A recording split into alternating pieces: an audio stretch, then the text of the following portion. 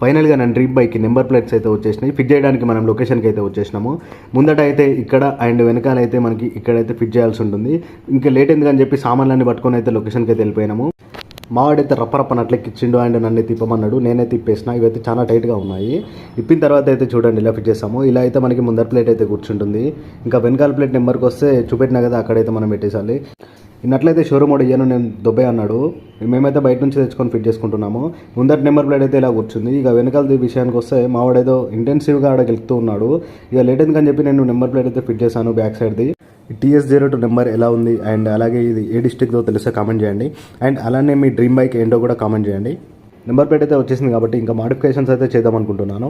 ఎలాంటి మాడిఫికేషన్స్ చేస్తే బాగుంటుంది అనేది మీరు కామెంట్లో చెప్పండి. ఇవైతే మనం చాలా టైట్గా ఫిట్ చేసుకోవాల్సి ఉంటుంది. ఎందుకంటే బ్యాక్లో చాలా వైబ్రేషన్స్ వస్తూ ఉంటాయి. ఫ్రంట్ నుంచి అయితే లుక్ ఇలా ఉంది అండ్ బ్యాక్ నుంచి లుక్ అయితే ఇలా ఉంది. వీడియో నచ్చితే ఫాలో చేయండి.